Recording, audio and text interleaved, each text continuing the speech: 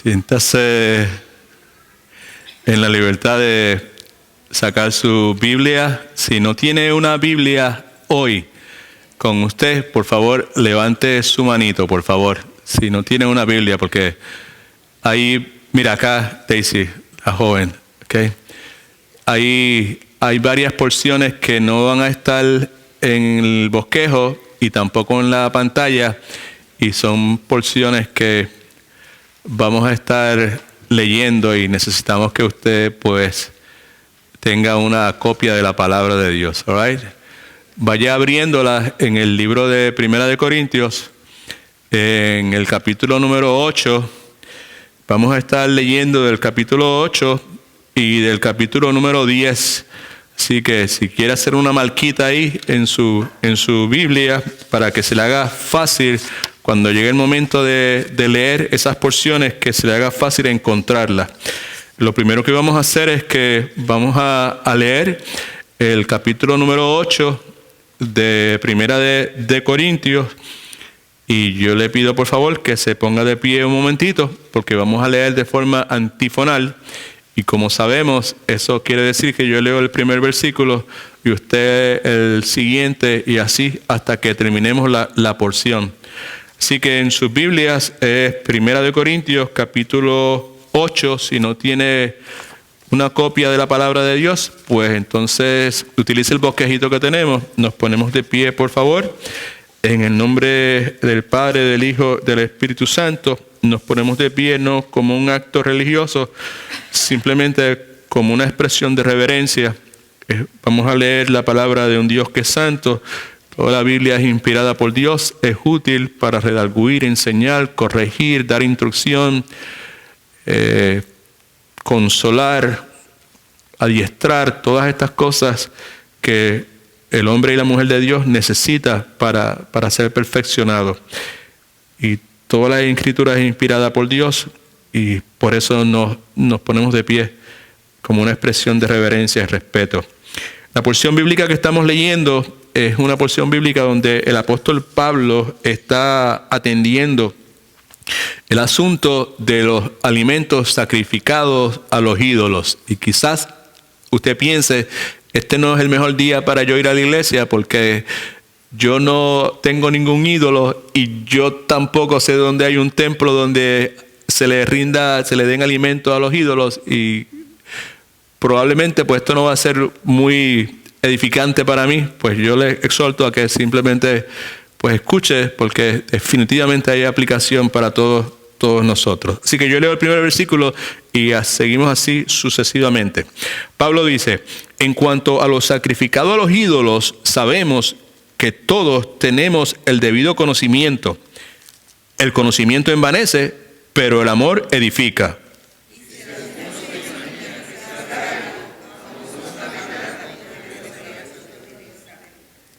Pero si alguno ama a Dios, es conocido por Él, por Dios.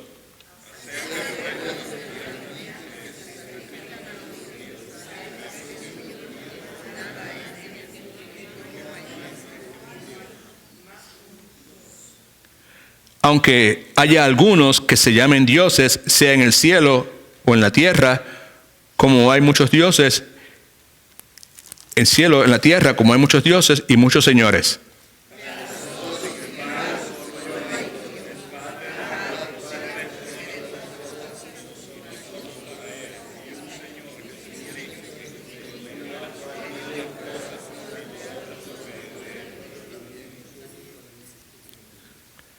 Pero no en todos hay este conocimiento, pues algunos, habituados hasta aquí a la idolatría, comen como si el alimento fuera sacrificado a ídolos, y su conciencia, que es débil, se contamina.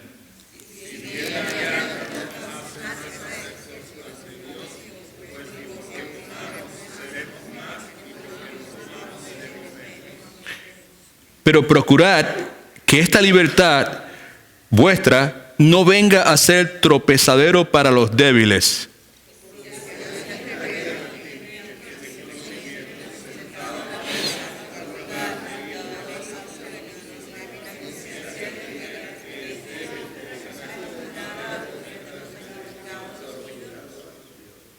Y así, por tu conocimiento, se perderá el hermano débil por quien Cristo murió.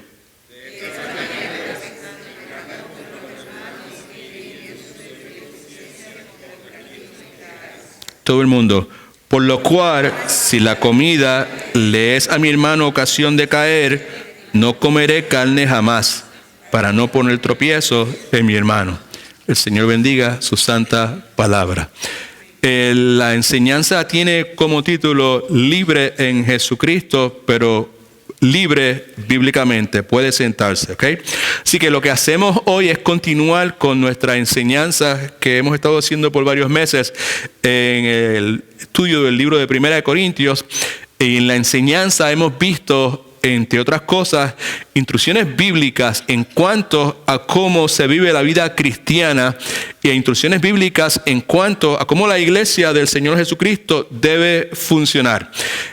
A través de nuestro estudio, que ha cubierto distintos aspectos de la vida cristiana, distintos aspectos del funcionamiento de la iglesia, hemos visto cómo la obra redentora del Señor Jesucristo en la cruz del Calvario puede y debe transformar todos los aspectos de la vida del creyente genuino. Y lo que estamos considerando hoy es cómo Dios, o la obra de Cristo en la cruz del Calvario, transforma ese aspecto del ser humano, del cristiano genuino, que se llama nuestra libertad personal.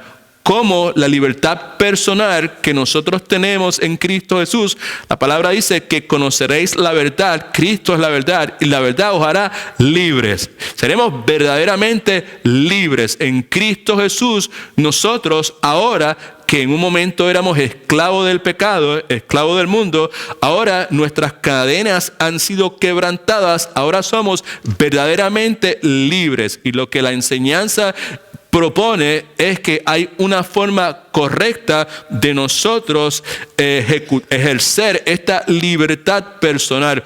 Cómo lo que Dios hace por Cristo en la cruz del Calvario transforma mi libertad personal.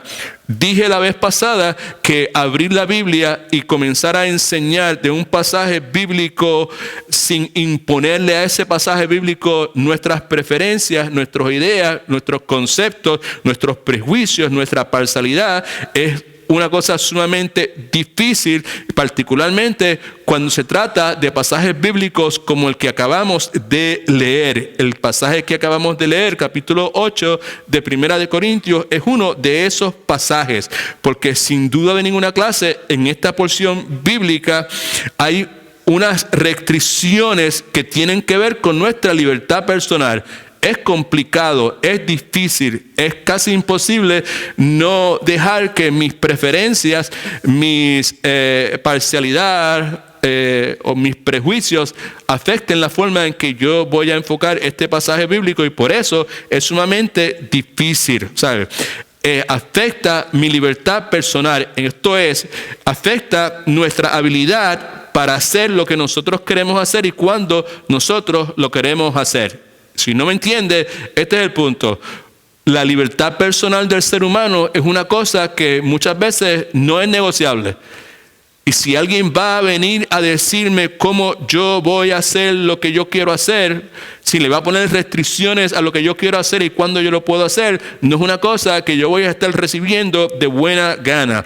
Eso va a provocar, como está en sus notas, un tipo de fricción. Y lo que vemos en sus notas, by the way, voy bien rápido ahora porque es un repaso de la vez pasada, la fricción que provocan la libertad y ciertas restricciones en el pasado y en el presente. Hay algunas cosas que escribimos en sus notas y que vamos a repasar brevemente. Primero es que este pasaje separa a los creyentes en dos grupos. Este pasaje separa a los creyentes en dos grupos, y algo que instintivamente nosotros hacemos cuando se nos dice que hay dos grupos de creyentes es comenzar a pensar en cuál de los dos grupos yo estoy.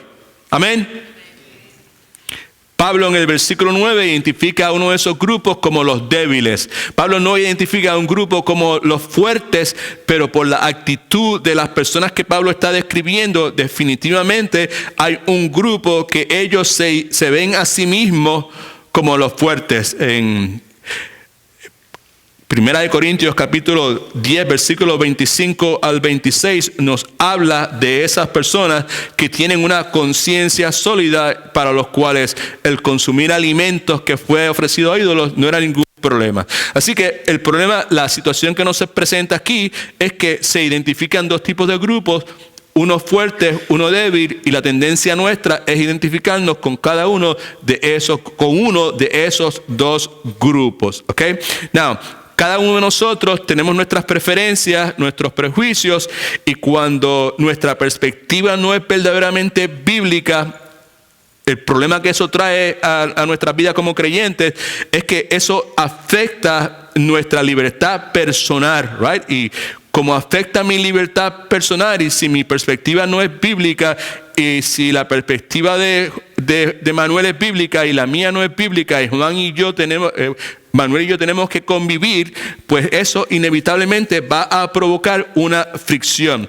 Así que vemos nuevamente que hay dos grupos de creyentes, la tendencia es a identificarse con uno de esos dos grupos. La otra cosa que pusimos en sus notas es que la intención de Dios por medio de Pablo no es la de poner un grupo en contra del grupo, de otro grupo. Hay un grupo que está bien, hay un grupo que está mal, y que haya conflicto entre ellos. Y dijimos que no es la intención, porque ya de primera intención vimos que en esta iglesia, desde el mero comienzo, había mucha división. Unos decían somos de Pablo, otros son de Cefa, otros son seguidores de Apolos, y así por el estilo. Así que la intención de Dios no es poner un grupo en contra del otro.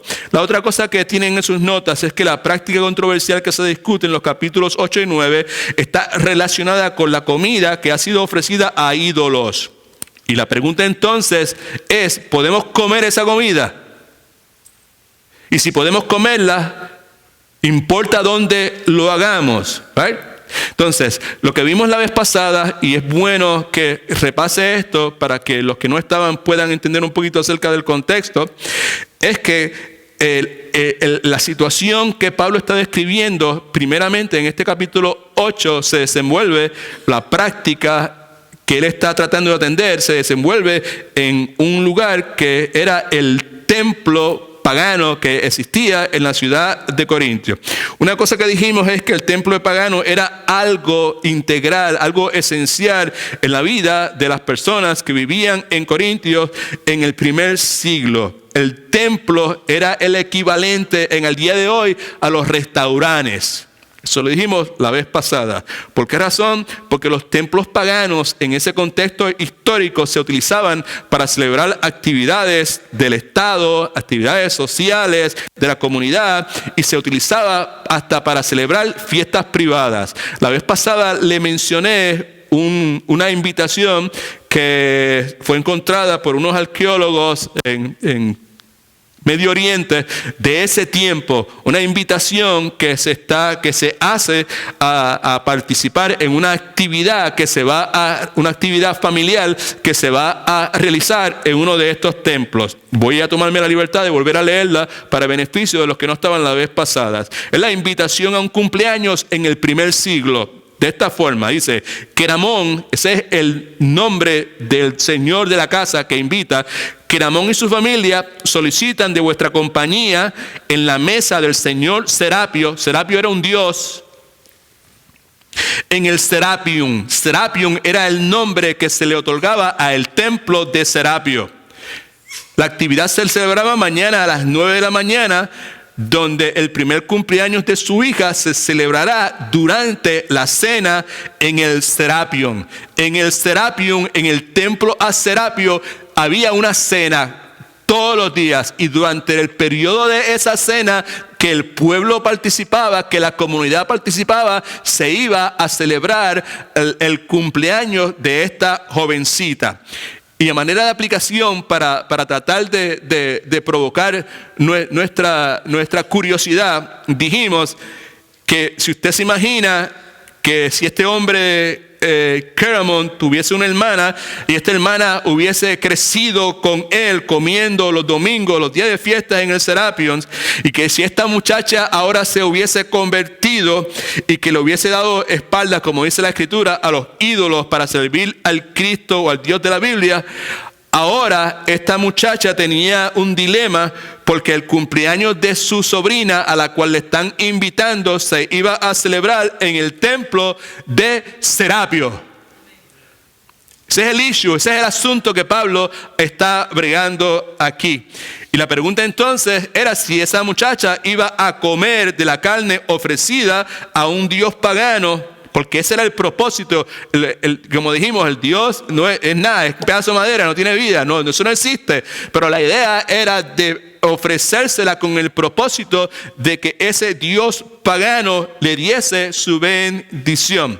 Así que ese es el dilema. Esta muchacha posiblemente ha crecido yendo consistentemente a este lugar. Ahora es cristiana, ahora le ha entregado su vida a Cristo, ahora ha abandonado todas esas prácticas paganas de ídolos, de imágenes y todo ese número de cosas, y ahora pues se le está haciendo una invitación para que venga para celebrar con su familia en el mismo lugar donde por muchos años ellos estuvo ofreciéndole sacrificios y adoración a dioses paganos. Ese es el dilema, ese es el asunto que Pablo está considerando en esta enseñanza. Otra cosa que tenemos que entender del contexto es que la carne que no era quemada en el altar de Serapio, la carne que no era consumida por los invitados a la mesa de Serapio, esa carne que era mucha, entienda por favor, era designada para ser vendida en el mercado de carnes local.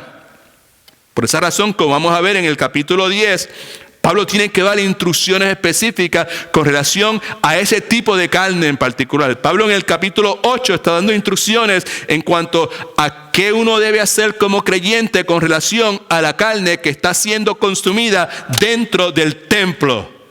Pero esa no es la única carne con la cual el cristiano tenía que estar lidiando. Porque la mayor parte, el 95% de la carne que se vendía en el mercado local de carnes era carne que provenía de los sacrificios que se hacían en el templo. ¿Cuántos me han entendido hasta ahora? Right? Okay. So, es importante hacer distinción entre los dos contextos en los cuales la carne es comida, porque si usted no establece la distinción, y este es el error que muchos hemos cometido a través de los años, los que hace tiempo que conocemos al Señor y que hemos estado en la iglesia y que hemos estudiado pasajes como este, pues hemos cometido el error de tratar de entender esas porciones bíblicas sin tomar en consideración que hay dos contextos distintos, son dos circunstancias distintas. Y si usted no conoce eso, pues usted va a pensar que esto es una locura, porque en un momento está diciendo una cosa y en otro momento está diciendo otra cosa. Como si Pablo se estuviese contradiciendo, y definitivamente no se está contradiciendo. Ahora, la pregunta de los $100,000 es que tiene que ver todo eso con nosotros. Por eso fue que a manera de introducción le dije, quizá algunos de ustedes al escuchar la porción bíblica dijeron, ¿y qué es esto? ¿En qué forma esto me va a ayudar a mí con mi situación o con la circunstancia donde yo estoy viviendo? ¿Qué aplicación tiene esto para mi vida? ¿Cuáles son las implicaciones de esto para la vida cristiana? Pues tiene muchas implicaciones. Primeramente, vimos la vez pasada que la gente de Corintios tenían unas cosas claras en la mente de ellos. Y para algunas personas quizás no estén tan claras, pero para estas personas sí. Y lo que ellos tenían claro es que la comida es comida, que la piedra es piedra y que Dios es solamente uno. Así que estas personas a las cuales Pablo hace referencia en el capítulo número 8, esas personas que tienen este conocimiento, sabían que la comida es comida, punto y se acabó, que la piedra es piedra y que Dios es solamente uno. Y lo dijimos la vez pasada, eso es lo que quiere decir que ellos sabían que Serapio, que Demetrio, que Apolo, que Diana eran simplemente pedazos de piedra que habían sido diseñados con formas humanas, pero continúan siendo piedras. Simple y llanamente son piedras. Así que cuando se colocaba un pedazo de carne, un muslo, un pernil, frente a ese pedazo de piedra en forma de Dios, continuaba siendo un pernil. porque ese objeto que era de piedra o madera no tenía ningún tipo de vida, no había ningún espíritu genuino dentro de eso. Eso era simplemente un pedazo de piedra. Así que para ellos la libertad individual de ellos consistía en el hecho de que nosotros tenemos conocimiento de que, olvídate de eso, esto es un canto de madera y cualquier carne, alimento que se coloque frente a eso, continúa siendo eso, continúa siendo carne. Así que Juan, grow up, no te enojes conmigo, Nori, ¿sabes? Que ustedes tienen que crecer y madurar, ¿sabes? Entonces se pongan a criticarme a mí porque yo simplemente esté comiendo de estos alimentos. Ustedes son los que tienen que crecer. Ustedes son débiles. Ese era el pensamiento de estas personas. Y en cierta forma ellos tenían absolutamente razón, ¿sí o no? Claro que sí. La carne continúa siendo carne, la misma carne. La madera o el cemento o la roca continúa siendo roca. Y hay un solo Dios. No hay un Dios metido dentro de esas estatuas ni nada de esas cosas. Eso ellos lo tenían sumamente claro, mejor dicho. En otras palabras, que esas estatuas simplemente eran pedazos de piedra y por lo tanto la carne que se colocaba delante de un pedazo de piedra continúa siendo en su esencia carne. Y que si sabe bien y está bien contaminada, debemos comerla. Amén. Eso era lo que ellos pensaban. Ahora, esos conocían. La vez pasada lo que hicimos fue invertir nuestro tiempo tratando de discernir, identificar algunas cosas que ellos ignoraban. Porque hay una relación bien cercana entre cosas que nosotros como creyentes ignoramos en nuestro deseo de reclamar nuestra libertad personal, que se relaciona mucho con lo que vemos aquí. Lo primero que ellos ignoraban era que ellos eran conocidos por Dios. Si no lo he escrito, escríbalo. Somos conocidos por Dios. ¿Qué ignoraban los corintios? Segunda página de su bosquejo, que somos conocidos por Dios. Now, Pablo, por medio de estos versículos, versículo 3 dice, pero si alguno ama a Dios, es conocido por Él, right? ¿Sabe? Es conocido por Dios. Pablo está tratando de reorientar la forma en que los corintios estaban mirando el asunto. ¿Cuál es el asunto? ¿Cuál es el asunto? El asunto es de los alimentos, la carne que era sacrificada a los ídolos. Pablo quiere reorientar la forma en que ellos están mirando eso. Porque el problema básico de ellos es que ellos habían desplazado el mensaje central del cristianismo. El mensaje central del cristianismo que en esencia se explica en el próximo punto que tenemos ahí, es que el conocimiento no es la meta de la fe cristiana. ¿Qué es? El amor. Otra vez, el conocimiento no es la meta de la fe cristiana. Pablo estaba tratando de reorientar eso. Para ellos, en la mente de ellos, el conocimiento es la meta. Aquí lo que hay que hacer es conocer de Dios, conocer cómo Dios actúa, cómo Dios piensa, que Dios quiere, que Dios no quiere. Conocer. Y Pablo está diciendo que el conocimiento no es la meta de la fe cristiana. El amor es. Amén. Repita conmigo. El amor es la meta de la fe cristiana. Quiere decir que si usted es cristiano, pues ese es el elemento que debe gobernar la vida de cada uno de nosotros. Algún tipo de referencia que quiero, confirmación, le hace el capítulo 13 de 1 de Corintios y entonces va a ver con claridad qué es lo que estamos diciendo. Ahora, el problema de los corintios es que ellos, al igual que muchos en el día de hoy, no conocían la naturaleza del conocimiento desde una perspectiva bíblica en el sistema de prioridades cristiano. Ellos conocían conocimientos, pero de una forma secular. Pero en el contexto bíblico era una forma distinta, ¿verdad? En el contexto, mire para acá que es importante. En el contexto bíblico, el que verdaderamente sabe expresa su conocimiento no con las cosas que sabe.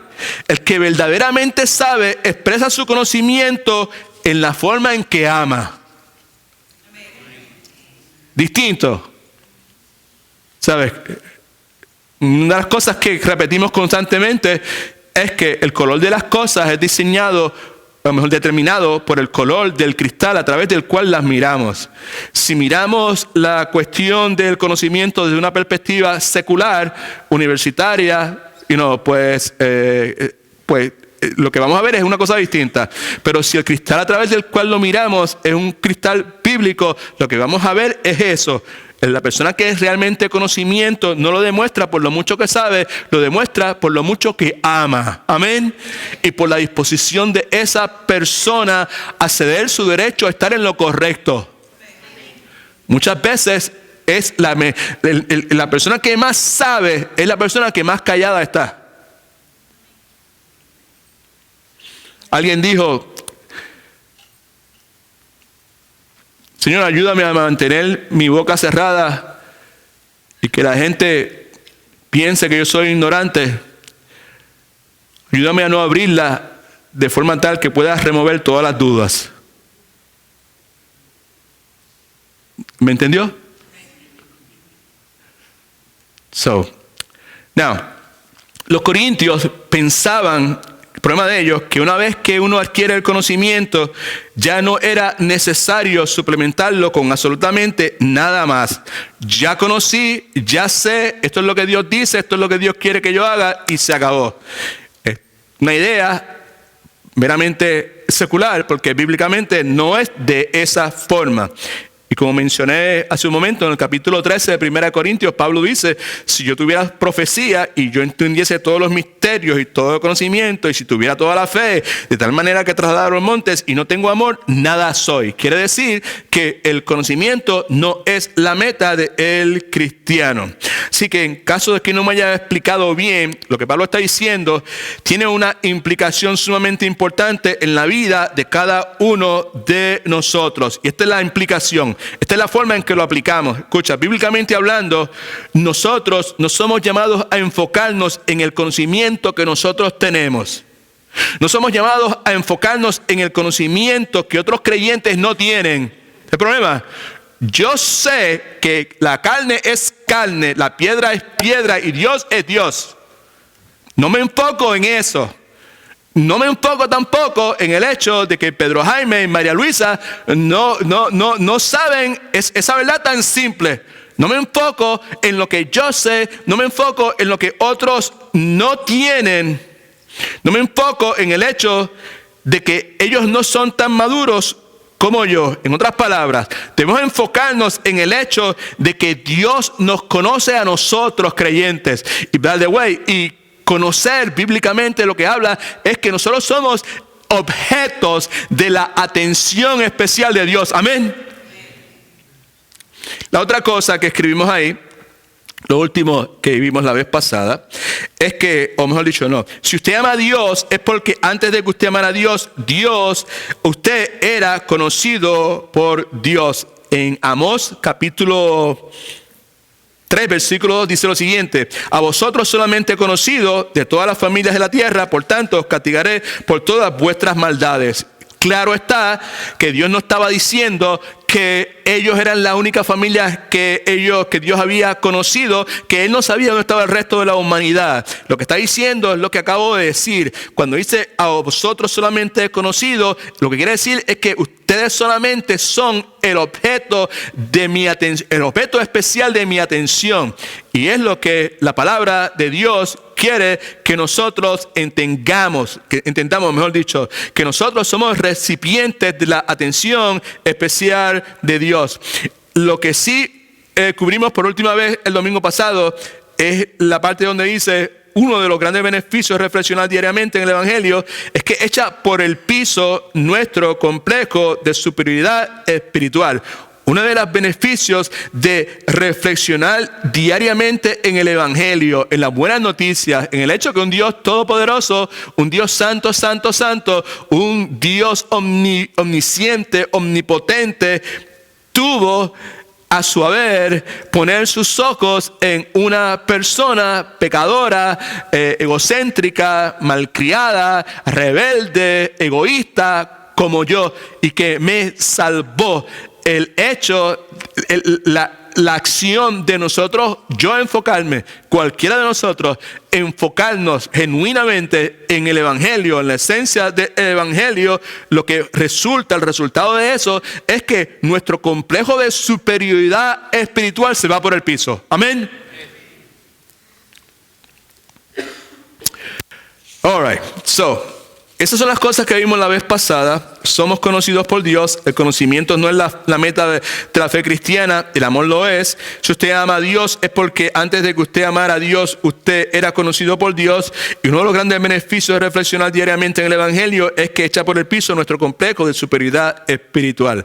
Hasta ahí llegamos. La otra cosa que ignoraban los corintios, no solamente que somos conocidos por Dios, la otra cosa que ellos ignoraban es que el conocimiento sin amor mata. Escriba eso, el conocimiento sin amor mata. Los corintios, sin querer queriendo, ignoraban la inmensa implicación del ser conocidos por Dios, lo que eso tenía, ¿sabe? Ellos se mantenían enfocados en las muchas cosas que ellos conocían y en las otras cosas que la gente no conocía. En adición a eso, ellos ignoraban esta verdad bíblica que es sumamente importante, y es que el conocimiento sin amor es dañino. El conocimiento sin amor es destructivo. El conocimiento sin amor no solamente perjudica al individuo como tal, como persona, sino que perjudica sus relaciones, perjudica su matrimonio, perjudica su familia y sobre todo perjudica, le hace daño a la iglesia del Señor Jesucristo, que es el énfasis que Pablo tiene en esta porción bíblica en el capítulo número 8. Escriba esto, por favor. Los corintios tenían una agenda para los hermanos débiles, una agenda. Tenían una meta, una agenda para los hermanos débiles, y esa agenda era enseñarles el camino del conocimiento. Esto es lo que ellos querían hacer. Toda la actividad que se ve en el capítulo número 8 de lo que ellos estaban haciendo, que estaban comiendo de la carne ofrecida a los ídolos en el contexto del templo, toda esa gestión de ellos era parte de la estrategia de ellos para enseñarles el camino del conocimiento a estos que ellos identifican como o legalistas o como débiles. Puesto de otra forma, el programa de discipulado de los corintios consistía en enseñarle a los hermanos que en su opinión eran débiles. Piensen, por favor, las personas que para ellos eran débiles eran los que para algunos de nosotros hoy consideramos como legalistas. Débiles para ellos era la persona que por algún tipo de conciencia y convicción entendía que no era correcto el consumir alimentos que fueron ofrecidos a los ídolos. Por convicción de ellos, eso fue ofrecido a los ídolos, nosotros no podemos comer eso. Y muchísimo menos, ¿qué hago yo metido dentro de un templo pagano? Esos son los que los corintios estaban identificando como débiles. Son las personas que en el día de hoy, que por sus convicciones y sus posiciones, muchos podrían identificar incorrectamente como legalistas. Amén.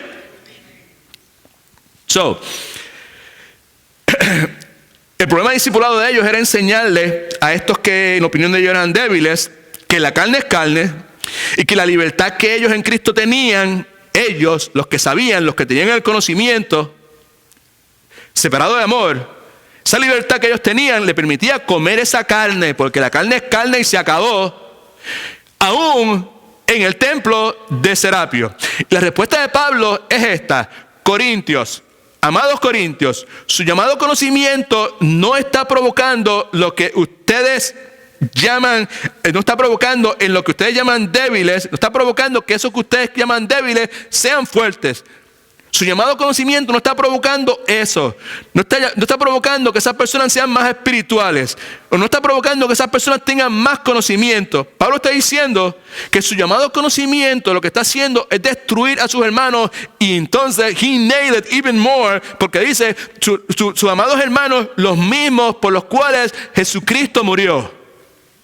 En vez de provocar esa madurez, ese crecimiento que ustedes esperan que surja en ellos, al hecho de verlos a ustedes libres, en Cristo somos libres, en Cristo todo me es permitido en Cristo. Y ustedes tienen que entender que eso simplemente es madera, es cemento, es piedra y carne es carne. Solamente hay un Dios.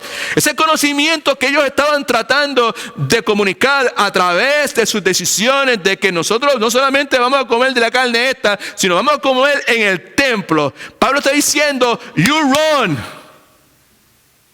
Porque eso, en vez de estar provocando que esta gente crezca, madure, se fortalezca espiritualmente, esto lo que está haciendo es destruyéndolo, porque están tropezando. El conocimiento de ustedes no es bueno porque está divorciado de una cosa que se llama amor. Y no es cualquier tipo de amor. No es el amor de la televisión, no es el amor de las novelas, no es ese tipo de amor. Es un amor que se expresa a través del autosacrificio. Concepto que para la mayor parte de la gente es ajeno, extraño, de otro planeta. What is that? We will see. So, antes de continuar, una advertencia amorosa. Y otra vez, esta es la advertencia. Mire para acá, porque usted me conoce a mí y sabe cómo, los que me conocen a mí hace tiempo, saben cómo yo soy con la cuestión esta de la gente fariseica, de la gente legalista y la gente que quiere añadirle obras al trabajo de Jesucristo en la cruz del Calvario, que hay que hacer esto, hay que hacer aquello otro, y si te afeitas las piernas no vas al cielo, y si te pones pantalones pues no eres cristiana. You know how I am against those things, right? So, no me puede poner el sello de legalista por ningún lado. Pero una cosa es ser legalista y otra cosa es ser lo que estoy a punto de explicarles, que es lo que Pablo está hablando, right? Así que precisamos ser sumamente cuidadosos con los mal llamados hermanos débiles, porque esos mal llamados hermanos débiles son los que para muchas personas se podrían llamar como legalistas. Y tenemos que tener cuidado de no confundir el legalismo con el deseo de la conciencia que empuja al verdadero creyente a desear obedecer a Dios. El desear obedecer a Dios, el deseo de la conciencia del verdadero creyente de desear obedecer a Dios no es legalismo. Se duerma. El deseo de querer caminar en santidad delante de Dios en el corazón del verdadero cristiano no es legalismo. No, porque hay unas personas que desean caminar en santidad delante de Dios y dicen, pues es más santo que nadie, es un legalista. Es una persona que dice, yo quiero obedecer a Dios en todas las cosas. No en unas cosas sí, en otras cosas no. Pues ese hermano es un legalista. No.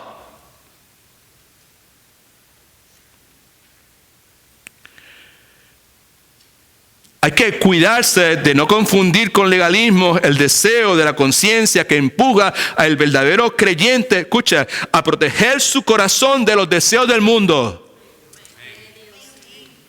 You got it? ¿Sabe? Aquí no está la cosa, sino esto no es legalismo. El deseo del corazón del verdadero creyente a no ceder, a protegerse de los deseos del mundo, eso no es legalismo. Eso es lo que Dios desea de cada uno de nosotros.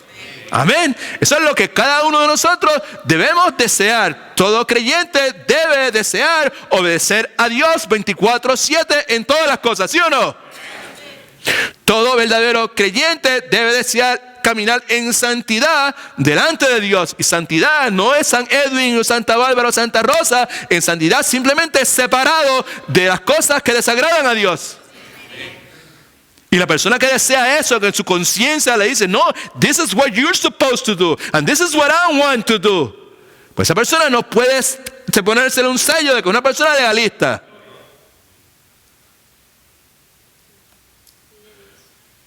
La persona que dice, no, yo no puedo estar en ese lugar, yo no puedo ir a ese lugar deshonra a Dios. Pues a esa persona no se le puede poner el sello de legalista, punto y se acabó. Amén. A esa persona no se puede decir, brother, grow up, crece, voy a orar por ti.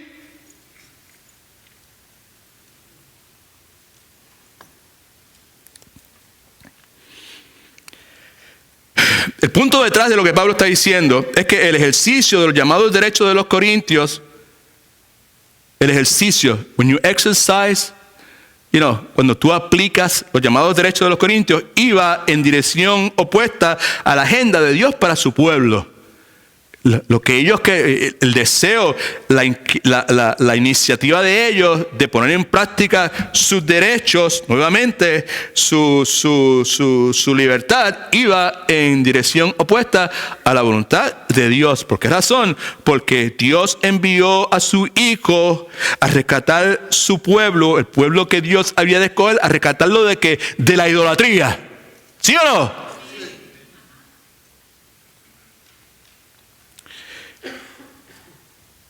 Y el ejemplo que estas personas que supuestamente tenían conocimiento, lo que estaba haciendo era que estaba regresando a esas personas a la idolatría de la cual Dios los había librado.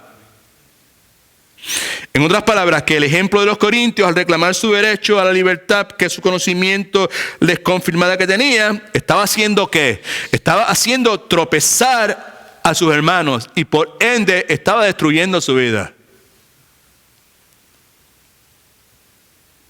Y a mí no me gusta que nadie me venga a decir qué es lo que yo tengo que hacer. ¿Y cuándo lo tengo que hacer?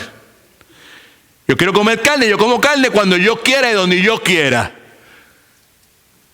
Porque yo soy libre en Cristo Jesús.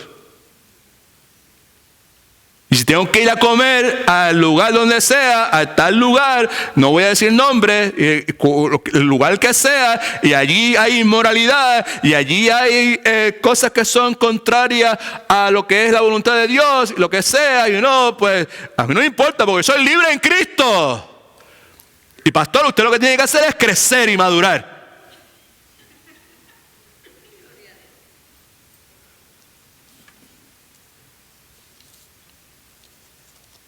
Pues si el cristianismo es así, yo no quiero eso.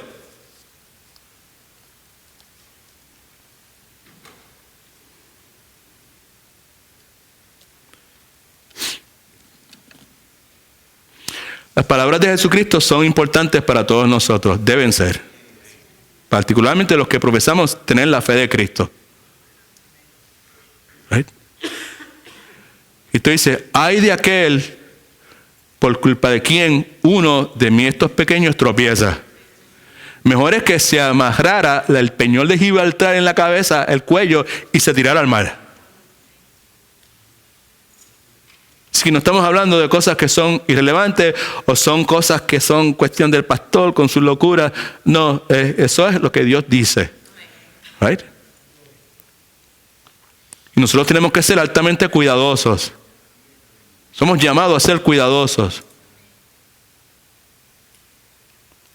Porque nos guste o no, somos gente de influencia. Y siempre hay gente mirando.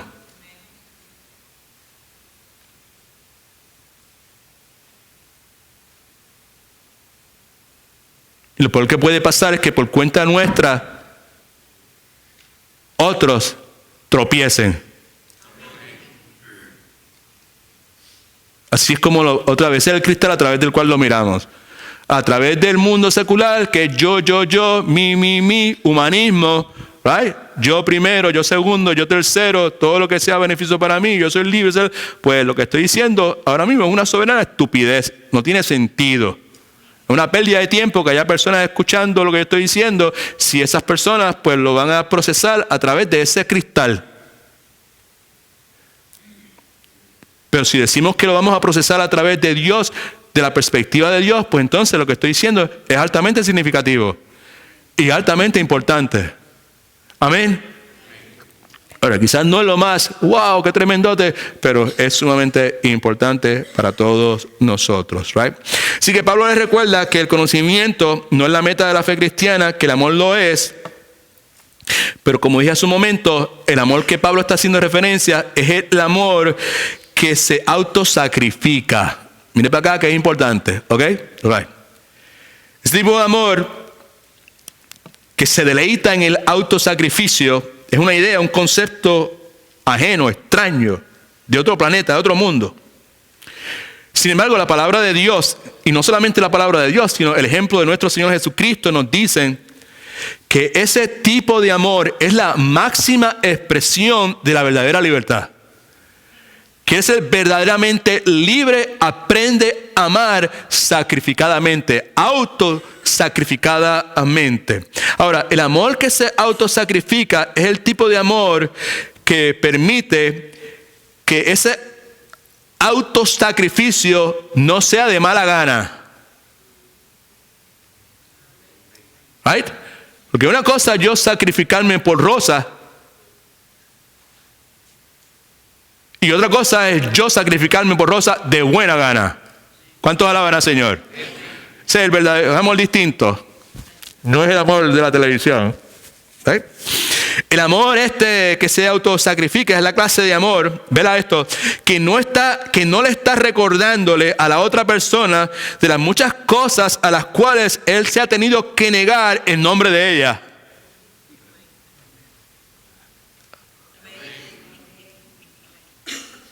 Amor distinto. Es un amor que solamente Cristo puede generar en el corazón del ser humano. Yo le pregunto, ¿a usted no le gustaría tener ese tipo de amor?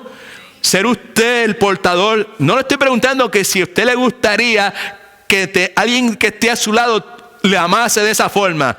Eso le gusta a cualquiera, right? ¿Sabes? Porque somos egocéntricos por naturaleza.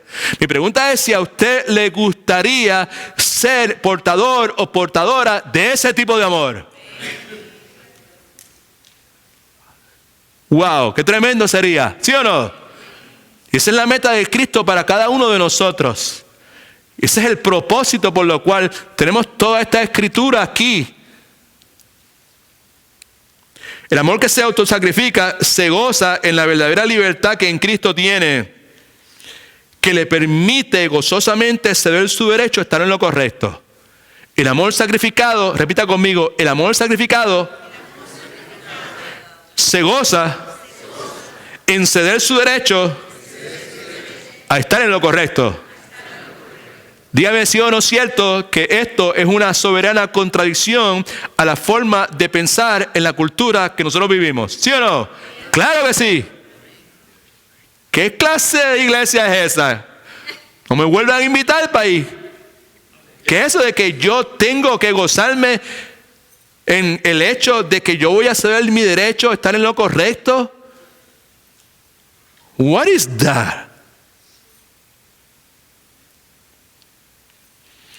Me enseñaron hace mucho tiempo en el caminar con el Señor. No estoy diciendo que lo he aplicado toda mi vida o que lo aplico todos los días, pero sí le digo que desearía que todos los días de mi vida pudiese aplicarlo. ¿Qué? El hecho de que mis derechos terminan cuando otra persona tropieza. Cuando el ejercicio de mis derechos provoca que alguien tropiece, que Lisette tropiece, ahí se acabaron mis derechos. Porque bíblicamente, woe is me, pobre de mí, ay de mí, si por mi culpa alguno de los hijos de Dios tropieza. Amén. Un pequeño paréntesis aquí, en sus notas por favor. Para conocer la verdadera libertad, hay que convertirse en un esclavo de la ley del amor. Right? Ahora, eso, what is that? Simplemente sea paciente, que voy a estar bien poquitito ahí. Este es el punto. El capítulo 9, que no vamos a tocar aquí hoy, posiblemente la próxima vez que hablemos, capítulo 9, en ese capítulo 9, Pablo muestra que su enseñanza, lo que él está enseñando, no es un concepto abstracto al describir cómo él cede sus derechos en su afán de servirles a ellos amorosa y sacrificadamente. Esto es lo que quiero decir. En el capítulo 9, Pablo lo que está articulando es el hecho de que él decidió poner en práctica los principios que está enseñando en cuanto a la verdadera libertad. Consiste en convertirse en esclavo de la ley del amor. En el capítulo 9, Pablo habla de cómo él, Pablo, apóstol, siervo de Dios, derechos innatos que la palabra de Dios les da, Pablo rechaza, cede su derecho a ser sostenido financieramente en los lugares donde él servía. Pablo muestra en el capítulo 9 la razón por la cual él no aprovecha ese beneficio. Pablo en el capítulo 9 está dispuesto a ceder todos sus derechos con tal de ganar almas para Cristo. ¿Por qué razón? Porque Pablo no quería que nada impidiese el alcanzar a los perdidos para Cristo. En el capítulo 9, Pablo habla de eso en particular. Y cuando lleguemos al capítulo 9, vamos a ver detenidamente lo que esto enseña acerca de nuestras responsabilidades para con las personas que le sirven a el Señor. ¿Qué es correcto? ¿Qué no es correcto? ¿Qué es aceptable? ¿Qué no es aceptable? De parte de los que le sirven al Señor para con la iglesia, sus exigencias, y de parte de la iglesia para con los que le sirven al Señor con relación a sus responsabilidades. Pero el punto aquí, rápido, es que Pablo no ha terminado de atender el asunto de comer la comida esta que ha sido ofrecida a los ídolos. Faltan algunas cosas que divinamente Pablo, inspirado, tiene que añadir para clarificar el asunto. Así que lo primero que Pablo establece es que la actitud arrogante de algunos de los corintios en darle prioridad al conocimiento sobre el amor estaba destruyendo la iglesia. That's the first thing he says. Y la segunda cosa que Pablo atiende ahora es el asunto de la idolatría, y Pablo establece lo que se podría identificar como una teología de la idolatría. En número 3, en sus notas, dice lo siguiente. Ídolos, escriba esto por favor. Ídolos pueden ser cualquier cosa, pero la idolatría es demoníaca. Ídolos pueden ser cualquier cosa.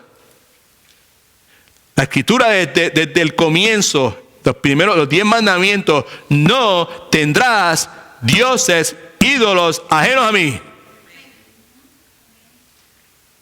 Ídolos pueden ser cualquier cosa, pero la idolatría es demoníaca. Let me just share, compartir contigo algo que esta mañana encontré en una de mis notas viejas y decidí compartirlo con ustedes. ¿Qué es idolatría? La idolatría envuelve más que postrarse delante de una imagen. Idolatría es mucho más que el prenderle velas a una imagen. Idolatría es mucho más que el quemarle incienso a una imagen. Idolatría es tener algún dios falso. Mira ahora, cualquier objeto, idea, filosofía, hábito, ocupación o deporte, cualquiera de esas cosas puede ser su ídolo. Cualquier cosa que es el objeto primario de nuestra preocupación y lealtad es un ídolo. Si sus ideas son el objeto primario de su preocupación y lealtad, eso es un ídolo. Si su filosofía de vida, si su filosofía de administración, si su filosofía de lo que sea es el objeto primario de su preocupación y lealtad, eso es su ídolo. Si su hábito, si su hobby es el objeto primario de su preocupación y lealtad, eso es su ídolo. Si su ocupación, profesión, es el objeto primario de su preocupación y su lealtad, eso es su ídolo. Cualquier cosa que disminuye nuestra lealtad y confianza en el Señor, ese es nuestro ídolo. que cuando hablamos de idolatría, pues entonces tenemos que entender, pues yo no tengo problema con eso, porque en mi casa yo no tengo ningún Dios, ninguna estatua, yo no tengo esto, yo no le prendo vela, yo no le prendo incienso, yo no me he jodido delante de nada, así que yo no tengo ídolo, así que conmigo esto no tiene nada que ver. That's not the case. No tiene nada que ver conmigo porque eso es para los débiles y yo soy fuerte. Si no ha borrado el texto que le envié en el día de ayer, acuérdense que dice que aquí esto no existe de un grupo fuerte y un grupo débil. Aquí todos somos débiles. Amén. La Escritura dice: el que se cree que esté firme, mire que no caiga. ¿Cuántos alaban al Señor? Otra vez, la cuestión de la perspectiva. El cristal a través del cual miramos. Si lo miramos todo esto desde una perspectiva secular, pues esto es una estupidez lo que este hombre está diciendo ahí. Que soy yo. Pero si miramos de una perspectiva bíblica, pues entonces tiene bastante sentido las cosas que estamos identificando, estos principios de vida. Porque estos son principios para vivir. Imagínese qué feliz usted sería si tanto usted como su esposa tuviesen este tipo de amor. Un amor de autosacrificio. ¿Sería distinta la cosa, sí o no? Sería distinta la cosa cuando llegara al punto de que mis derechos, yo tengo mis derechos hasta tanto te hagan tropezar a ti.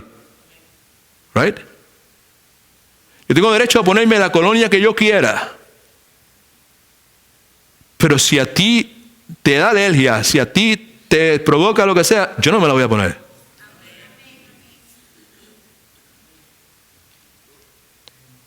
Yo tengo derecho a reunirme con mis amigos, e irme al pub o lo que sea, los viernes por la noche, lo que sea, pero si a ti te va a hacer tropezar, yo no me reúno con ninguno de mis amigos. Qué distinta sería la cosa, ¿no? Right? Pues bíblicamente para eso es el matrimonio. Por eso es que la Escritura dice que debemos amar a nuestras esposas como Cristo amó la iglesia, se sacrificó por ella.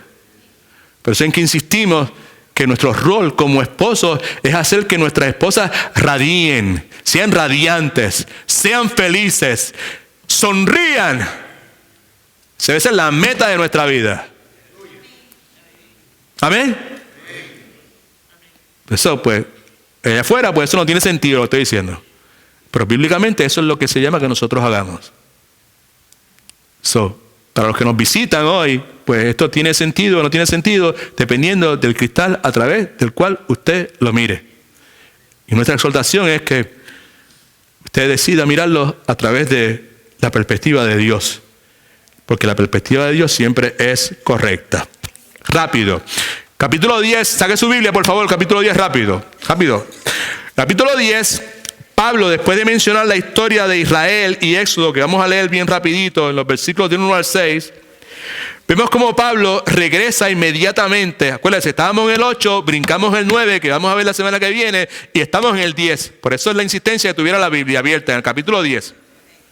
Ahora, Pablo brinca al capítulo 10 y luego de mencionar, hacer referencia a la historia de Israel y el Éxodo, versículos 1 al 6, regresa al asunto de la comida ofrecida a los ídolos. El asunto son dos cosas. Comida ofrecida a los ídolos, un punto. Comida ofrecida a los ídolos, comida en el templo de los ídolos. Ese es el otro punto. Pablo regresa a eso. Versículo 7, mira ahí rápido. En el capítulo 10 dice: no seáis idólatras como algunos de ellos, según está escrito, se sentó el pueblo a comer y a beber y se levantó a jugar. Eso es el versículo número 7. ¿Right? Y eso ellos es el pueblo de Israel, luego de haber salido de su esclavitud en Egipto. Versículo 14, por tanto, amados míos, huid de la idolatría. Versículo 19 al 20, que digo pues que el ídolo es algo o que es algo que sacrifica a los ídolos y así por el estilo. Ahora, en el versículo del 1 al 6, mire para atrás por favor, en el capítulo 10, Pablo retrocede miles de años hasta el Éxodo. Preste atención porque es importante. Y Pablo describe cómo Dios rescata a su pueblo, el pueblo de Israel, por medio de Moisés. Pablo describe cómo Dios los saca a través del Mar Rojo. ¿Para qué? Para luego llevarlos al otro lado, a la otra orilla, para alimentarlos con comida y bebida espiritual. Eso es lo que está hablando. Ahora mire ahí que yo voy a leer, pero usted mire en su Biblia. Versículo 1 dice, no quiero, hermanos, que ignoréis que nuestros padres estuvieron bajo la nube. Esa nube era la presencia de Dios que los protegía y todos pasaron el mar rojo que Dios milagrosamente abrió. ¿Se acuerda? Los 10 mandamientos. All right, ok.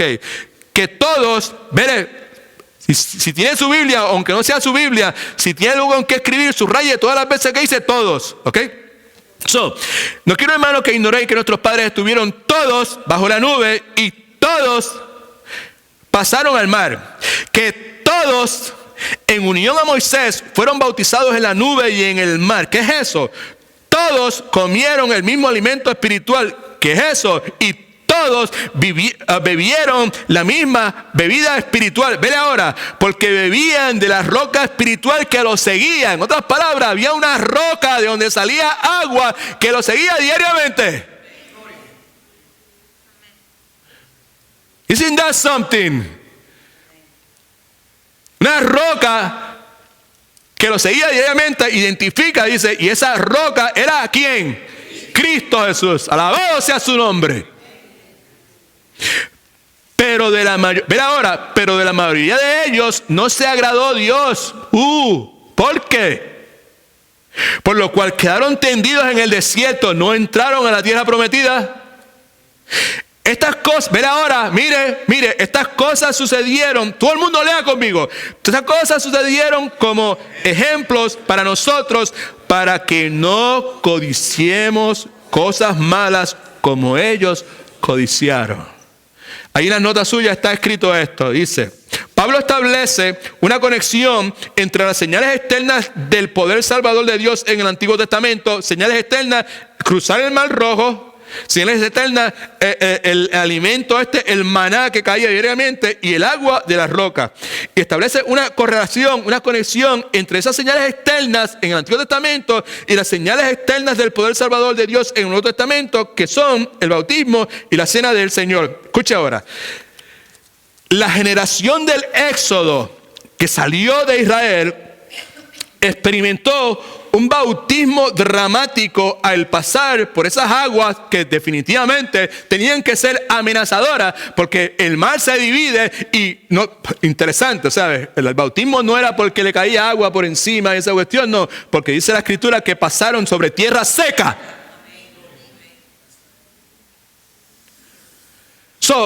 Pero experimentaron este bautismo dramático al pasar sobre estas aguas amenazadoras para llegar a la otra orilla.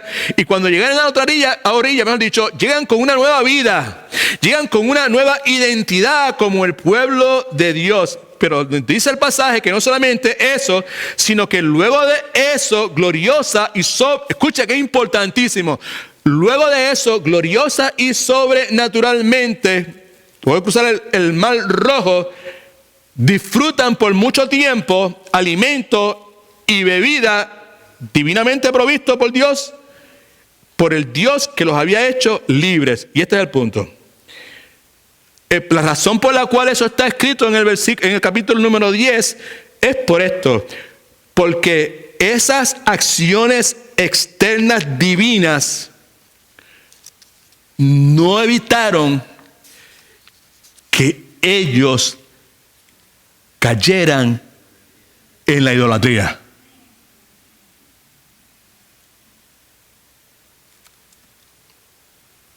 ¿Qué tiene que ver eso conmigo? Como seguidores de Cristo, nosotros hemos experimentado lo que para algunos es el éxodo supremo, right? Porque Dios nos rescató permanentemente del pecado, liberados por medio del poder de Cristo, por medio de lo que Cristo logró por nosotros en la cruz del Calvario, por medio de su resurrección. Y del mismo modo, nosotros hemos experimentado un bautismo espiritual que es simbolizado por el bautismo de agua que celebramos periódicamente aquí en la iglesia. Y de la misma forma, usted y yo comemos y bebemos del alimento y el agua espiritual cada vez que abrimos la palabra de Dios para estudiarla. Y lo hacemos individualmente en nuestros hogares y colectivamente cuando nos reunimos como iglesia. Y la implicación o la aplicación de esto es que en la misma forma que sucedió en el Antiguo Testamento, esas señales externas de la gracia salvadora de Dios en nosotros, escucha, no nos hacen inmunes a la tentación.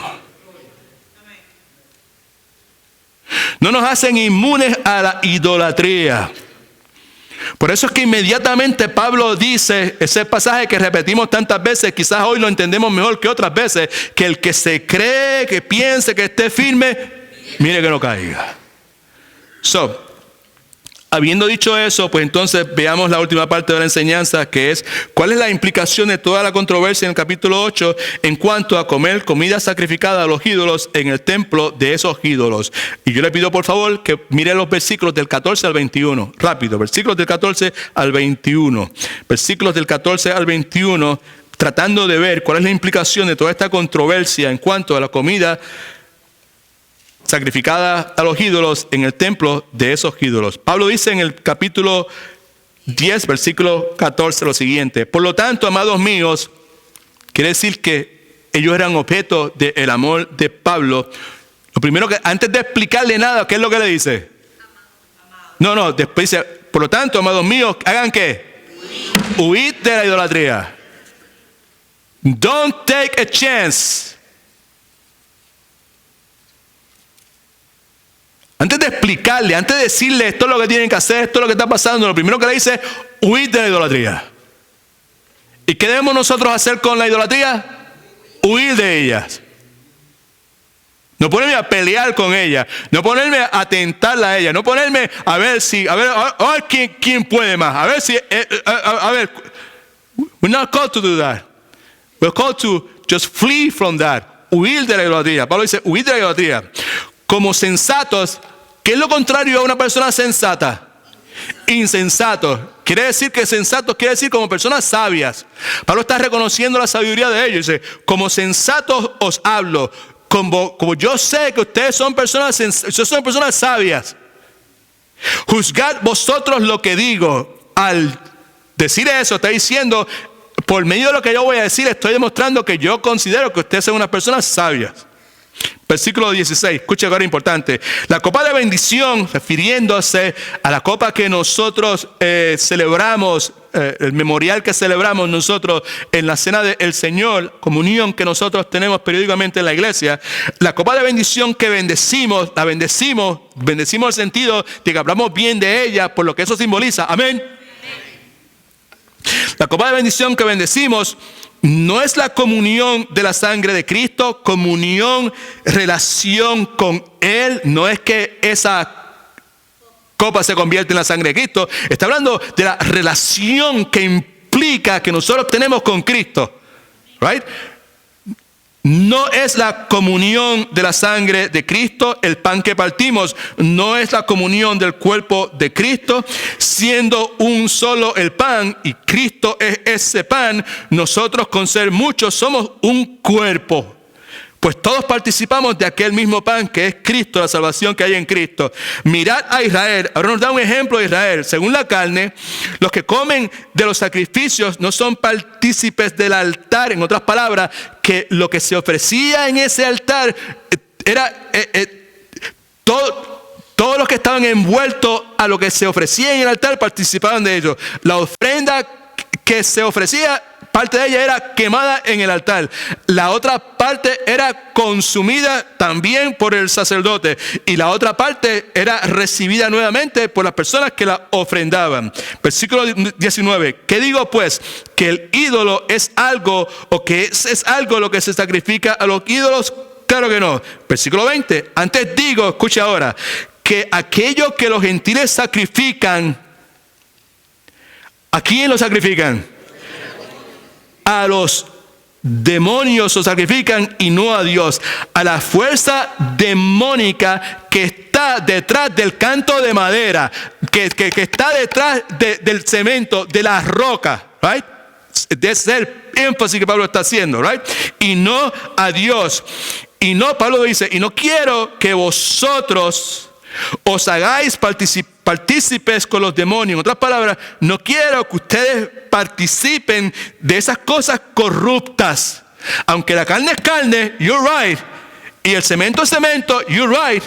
Pero esas cosas han sido ofrecidas en el altar de estos ídolos y que han sido ofrecidas a demonios, right? Y no quiero, Pablo dice, que ustedes participen con eso. Y mira la razón que dice: no podéis beber la copa del Señor y la copa de los demonios. No podéis participar de la cena del Señor y de la mesa de los demonios. Y Jesucristo lo puso de esta forma: ninguno puede servir a dos señores, porque odiará al uno y amará al otro, o estimará al uno y menospreciará al otro. No podéis servir a Dios y las riquezas. Dios dijo, Jesucristo dijo, y aquí es precisamente lo que Pablo está diciendo. Pablo lo que está tratando de comunicarle a ellos es lo que en el lenguaje moderno se conoce como sincretismo. Es la idea de poder mezclar la adoración a Dios con la adoración a otras cosas. Don't do it. No mezclen las cosas de Dios con cosas corruptas. No mezclen las cosas de Dios con las cosas del mundo. Versículo 22, Pablo dice: ¿o provocáis a celos al Señor? ¿Somos acaso más fuertes que Él? En otras palabras, que la idolatría es una cosa que ofende a Dios, que la idolatría tiene un precio que pagar. Y Pablo lo que está diciendo: fuera del templo de los ídolos. Y el punto aquí es que a pesar de todo el conocimiento que ellos tenían, a pesar de que ellos sabían que los ídolos eran nada y que ellos sabían esto, escucha que es importantísimo, por lo menos para mí, I don't know para usted, pero para mí es importante. Ellos sabían que el Serapio no disfrutaba la comida. Ellos sabían que el Serapio ese era un pedazo de piedra y que era simplemente una invención. Pero a pesar de que tenían todo ese conocimiento, la idolatría, conforme a lo que la Escritura nos dice, se le coló por debajo de la mesa. Y Pablo está diciendo: ustedes tienen que entender que el asunto es mucho más profundo de lo que ustedes creen. En sus notas, por favor: los demonios se gozan con la adoración que se realiza en los templos paganos. Aunque esos son pedazos de madera, aunque esos son efigies de metal, aunque esos son estatuas hechas de piedra, la palabra nos dice que los demonios, ese ente espiritual, esa energía espiritual, esa fuerza espiritual, como usted le quiera decir, se goza con la adoración que se realiza en esos templos paganos.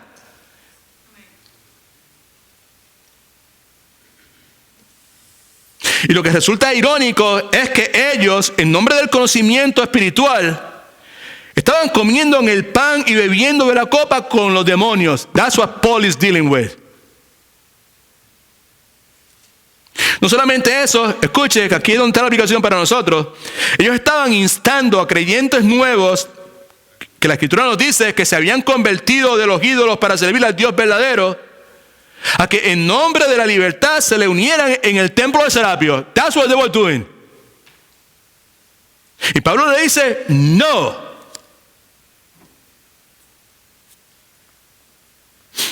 Pablo le dice: la posibilidad de enseñar a otros la libertad cristiana. ¿Somos libres en Cristo, sí o no? ¿Tenemos libertad cristiana, sí o no?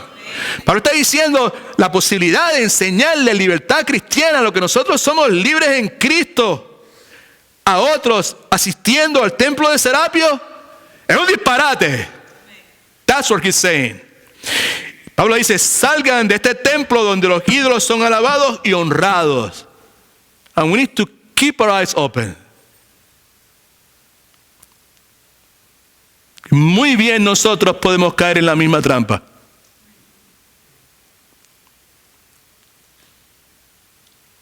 De pretender enseñar la libertad cristiana que nosotros hemos tenido, a nosotros envolvernos y participar en actividades y lugares que son contrarias a la voluntad de Dios y que posiblemente no son condenadas por la Biblia.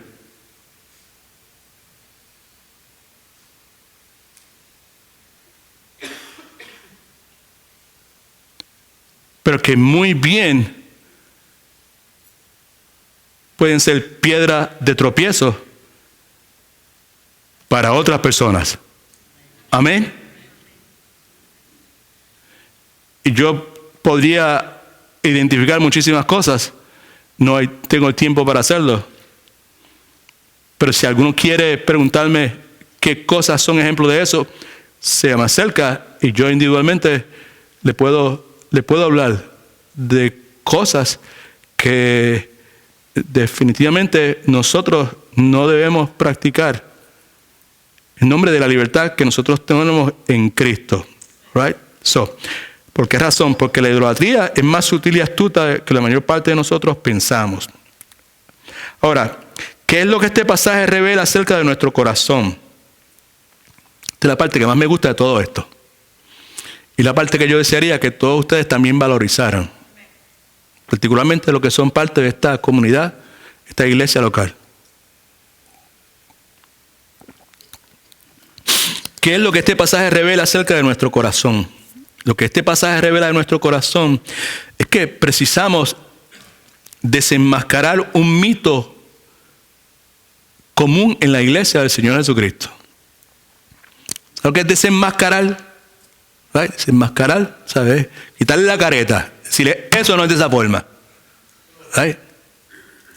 ¿Cuál es el mito que necesitamos desenmascarar en la iglesia de Jesucristo? Es este. En medio nuestro, en esta iglesia y en toda la iglesia de Jesucristo, no hay un grupo que es débil y otro grupo que es fuerte. Todos, cada uno de nosotros, somos débiles.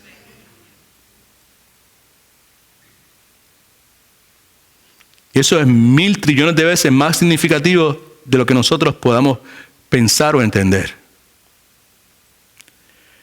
Y la razón por la cual Pablo primeramente reconoce, ustedes son personas en conocimiento, ustedes son personas sensatas, right? Ustedes personas sabias. He knew, right? Pero inmediatamente le dice, el que se cree que esté firme, mire que no caiga, right?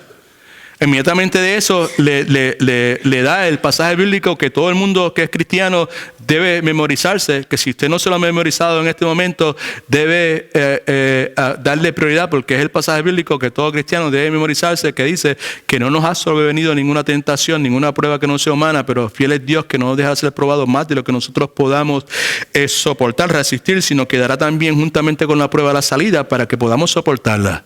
Comienza diciendo que no nos ha sobrevenido ninguna prueba, ninguna tentación que no sea humana. ¿Got it? Después que dice, el que piense que está firme, mire que no caiga. ¿Right? Si aquí no hay nadie que esté fuerte, ¿sabes? Aquí todos somos débiles. Y aquí todas las pruebas son de carácter humano. Aquí todos estamos en la misma página. ¿Right? Y el versículo 14 dice, por lo tanto, ante el hecho de que aquí todos somos débiles, debemos, por lo tanto, amados míos, huir de la idolatría. ¿Right? Y mi exhortación es la misma exhortación que mi abuela, doña Chila, me dio hace mucho tiempo. Ella no creo que haya sido cristiana, pero era una mujer analfabeta que mascaba tabaco, que no tenía dientes, pero que era bastante sabia. Y entre las cosas que ella me enseñó es que si tú no quieres, mijo, que te piquen las avispas, no te metas donde hay avisperos. Yo puedo meterme y a mí no me van a picar. Si te metes donde hay avisperos, te van a picar. El que se cree que esté firme, mire que no caiga. En la cultura de nuestra iglesia, de esta iglesia, comunidad que tiene en sus pasos, decimos, Juan del pueblo aprende de sus propias experiencias, la persona sabia aprende de las experiencias de otros, pero el insensato no aprende de ninguna.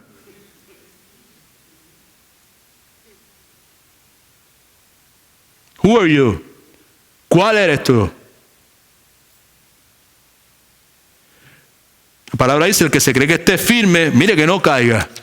Porque quiere decir que dadas las circunstancias propicias, cada uno de nosotros somos capaces de hacer la poca vergüenza más grande en esta vida.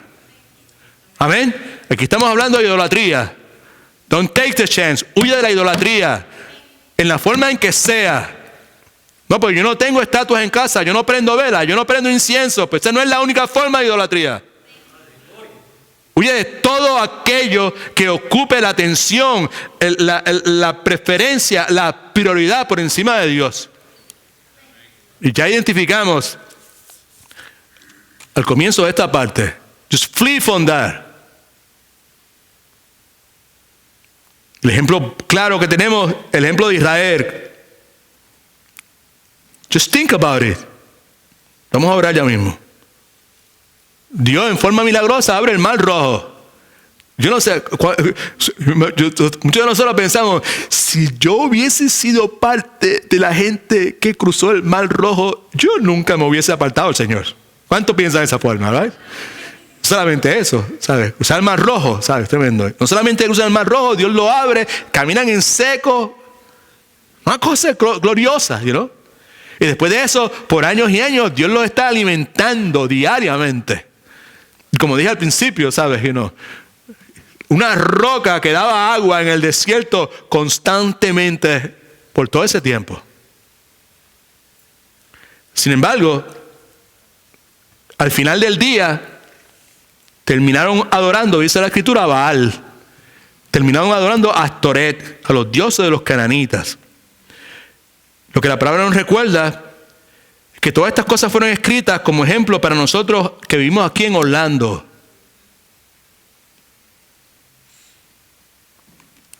Para que nosotros no hagamos espacio en nuestros corazones para los deseos del mundo, que se van a convertir en idolatría.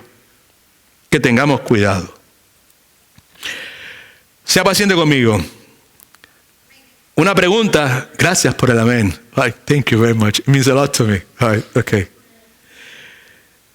A mí me parece escuchar a la gente, si yo fuera parte de los corintios, yo hubiese estado protestando. Yo estuviese pensando, escuchando a Pablo, como quizás muchos de ustedes están haciendo ahora. Están escuchando eso, pero en tu mente está diciendo, y esto, y aquello otro, y esta circunstancia, y este caso, este escenario. Me imagino a muchos protestando por el hecho de que, pues, ¿cuál es el problema de Pablo? Que Pablo quiere que uno se convierta en vegetariano ahora. He knows, él vivió aquí por casi 2 años. Él sabe que aquí, tú sabes, la carne que compramos allí en el mercado, ¿de dónde sale? 95% de esa carne viene del templo. ¿Qué es lo que Pablo, que tiene una teología ahora donde todo el mundo tiene que ser vegetariano? I don't know if that makes sense to you, right? Pablo termina su enseñanza en cuanto a la libertad cristiana. En el versículo 23 del capítulo 10, mírenlo ahí en su Biblia, dice, Pablo me dice, todo me es lícito, pero no todo me conviene. Right? Todo me es lícito, pero no todo me conviene. No todo conviene. Yo le puse el me no está ahí, pero no todo conviene. Todo es lícito, pero no todo conviene. No todo me conviene a mí, pero no todo le conviene a Mari. Yo puedo meterme donde yo quiera, pero el hecho de que yo me meta donde yo quiera, eso no quiere decir que todo me convenga. Right?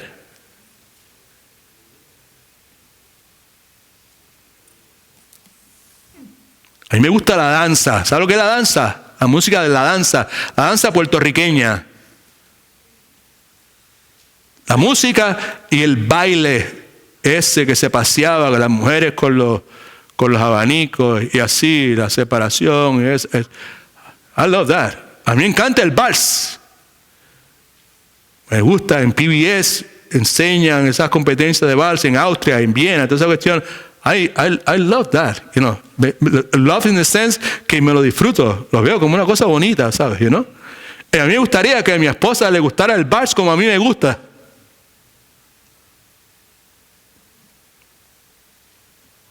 Pero a ella no le gusta en la medida que a mí me gusta. Pero supongamos que a ella le gustara en la medida que a mí me gusta. O sea, si a ella le gustara en la medida que a mí me gusta, pues eso no quiere decir que porque ella es mi esposa y yo soy su esposo y yo soy libre y toda la cuestión, pues donde quiera que yo vaya, sea en una fiesta, sea en una boda, sea en un cumpleaños, sea en un crucero, sea en el festival de la calle 4, sea en lo que sea, eso no quiere decir que yo voy a estar bailando con mi esposa en esos lugares. Porque todo me es lícito, pero no todo conviene.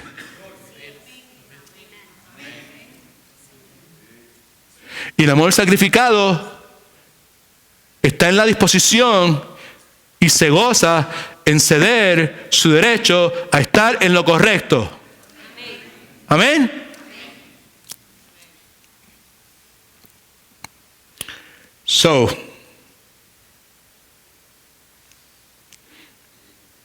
Pablo, para resumir esto, Pablo dice con relación a esta carne, Pablo está diciendo, manténganse fuera del templo donde la carne ofrecida es a los ídolos, es comida.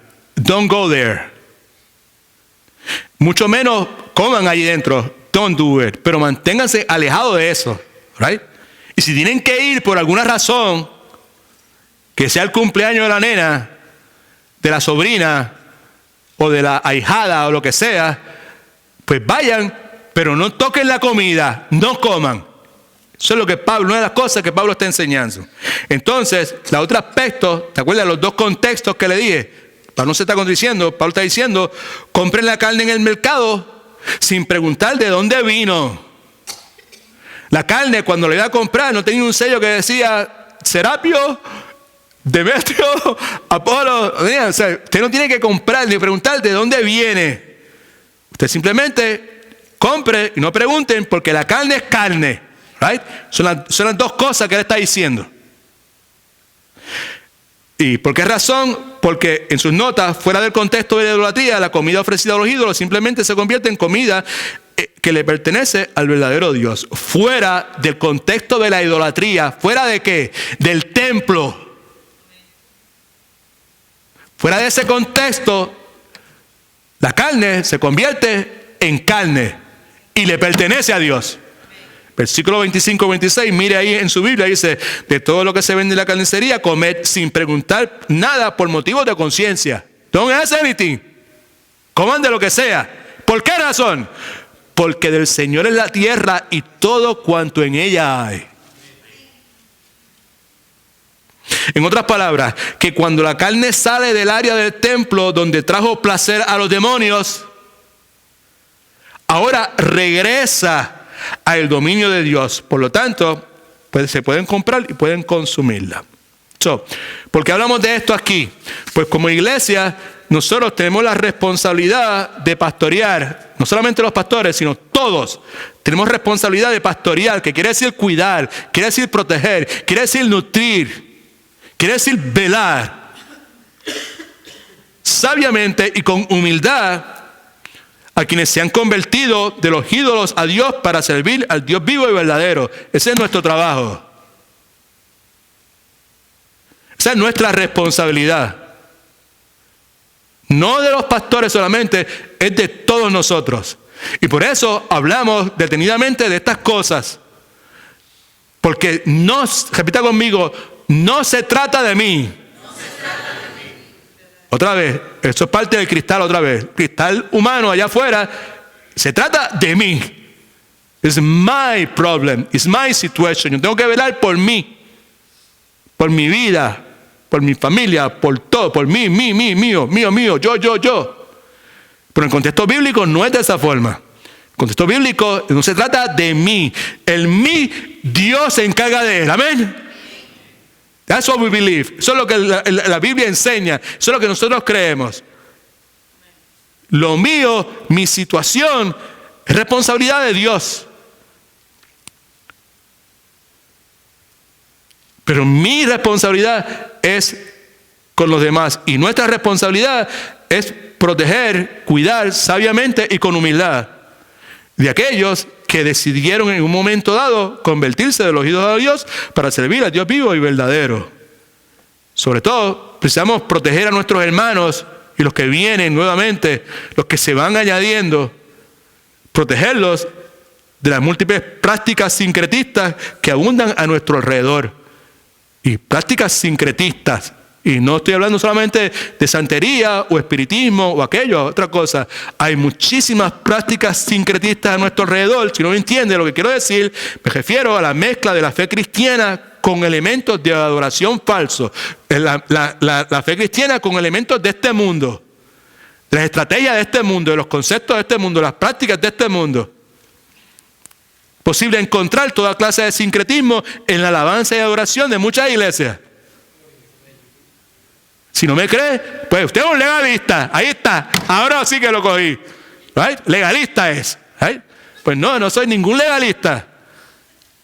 Merengue es merengue. Merengue es para los seculares. Merengue es para la gente afuera. Merengue y salsa y reggaetón y todos esos movimientos eróticos y sensuales no son para el altar de Jesucristo.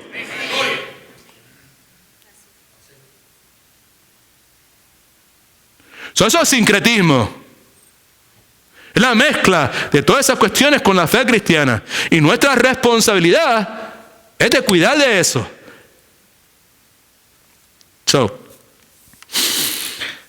Hay unas cosas aquí que le escribí, una aplicación práctica. Cuidémonos de no caer en la idolatría formal en sus muchas expresiones. Right? Eso se refiere en particular a la persona que piensa que está por encima de la posibilidad de caer en el peligro de la idolatría. No, yo no voy a caer en eso. Yo me alegro que fulano estuviera allí, aquel otro. They need to hear that. Yo no voy a caer en eso. La persona que piensa de esa forma ya está adorando a un ídolo. ¿Cuál ídolo? El ídolo de su autosuficiencia. Right? La otra cosa es que caminemos con amor con nuestros hermanos, sirviéndoles, alentándolos y fortaleciéndolos. Sobre todo, teniendo la disposición de ceder nuestro derecho a estar en lo correcto. Repite conmigo: Padre Celestial, capacítame para que yo en mi hogar pueda ceder mi derecho a estar en lo correcto. Nosotros no tenemos una idea del poder que tiene una acción como esa en la vida de los que están mirando. We have no idea cómo Dios va a usar y usa eso para tocar y transformar la vida de otras personas. Otra cosa que debemos enfocarnos en Cristo, en su obra redentora en favor nuestro, y más que ninguna otra cosa, depender diariamente del poder del Espíritu Santo para santificarnos. El Espíritu Santo nos capacita para huir de la idolatría, identificarla y huir de ella. Nos capacita para que nosotros, en vez de estar juzgando, ¿por qué usted no crece? ¿Y por qué usted no, y por qué usted no esto? ¿Por qué usted no cree? ¿Por qué usted no entiende? ¿Cómo es posible que estos hermanos, estos pastores no puedan entender una cosa que es tan clara para mí?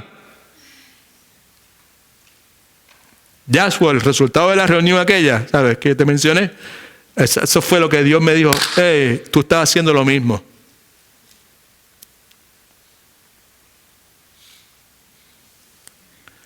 Así que podemos depender del Espíritu Santo para que seamos luz y sal en este mundo que está saturado por ídolos. Primera de Juan 4:4 dice: hijitos, vosotros sois de Dios. ¿Cuántos son de Dios? Los que son de Dios son los que le han entregado su vida al Señor Jesucristo. Bíblicamente hablando, ¿ok? Otra vez, el cristal a través del cual usted lo mire. La Biblia dice que vosotros sois de Dios y los habéis vencido. ¿Qué es lo que habéis vencido? Toda entidad espiritual. Hey, toda entidad espiritual maligna en todas sus expresiones. Sea lo que sea. Los habéis vencido. Por eso es que decimos que nosotros peleamos la guerra espiritual, no para vencer. Hay que ganar la batalla espiritual, hay que ganar la victoria. No, la victoria es nuestra. Peleamos desde esa perspectiva. En Cristo somos más que vencedores. Alabado sea el nombre de Jesús. Porque mayor es el que está en vosotros, el Espíritu Santo del Dios viviente. Mayor es el que está en nosotros. Mayores, 1,000 trillones de veces más poderoso, porque es el creador que el que está en el mundo. Alabado sea el nombre de Cristo. God is good all the time. So, ¿qué tiene que ver todo esto conmigo? Pues lo que tiene que ver es que pues el conocimiento no es la meta de la fe cristiana. Sí, Aquí nosotros enfatizamos en que tenemos que conocer la palabra de Dios, conocer a Cristo, pero ninguna de esas dos cosas tienen precedente al hecho de que lo importante no es lo que yo conozca o lo que ustedes no conozcan. Lo que en realidad es importante es el hecho de que somos conocidos por Dios. Amén. Que somos objeto de la atención especial de Dios. Eso es importante. Importante también, ¿sabes? Que pues que tratamos de esto, pues que aquí no hay débiles ni fuertes. Aquí todos somos débiles. Amén. Importante también es que nosotros pues necesitamos como creyentes asegurarnos que no somos piedra de tropiezo para otras personas. Yo no puedo estar reclamando mis derechos si mis derechos van a hacer tropezar a Keila. En el momento en que yo veo que Keila está a punto de tropezar, ahí se acabaron mis derechos. Esa es la actitud bíblica. Amén. Y cualquier actividad que pueda provocar que Lina y que Alex puedan tropezar, pues esa es una actividad que está prohibida para mí. I would not do that. Yo voy a ceder, pero es que es correcto, yo puedo hacerlo porque yo soy libre en Cristo. Y esto, la Biblia no dice nada en contra de esto, no dice nada que no puedo hacer esto, pero si esa actividad como tal puede hacer provocar a uno de los más pequeños, pues yo me voy a abstener de ella. Yo voy a ceder mi derecho a estar en lo correcto. Esa es la actitud de Cristo. Esa es la actitud que como iglesia we should have. Amén. No me gusta, pues de primera intención le dijimos pues que era difícil hablar de esto porque estamos hablando de tener que bregar con nuestra libertad personal. Right? Y a ninguno en nuestra naturaleza nos gusta que nadie venga a decirnos qué es lo que tenemos que hacer y cómo tenemos que hacerlo. Pero la palabra de Dios es clara en cuanto a algunas cosas. All right? Así que, God is good. All the time.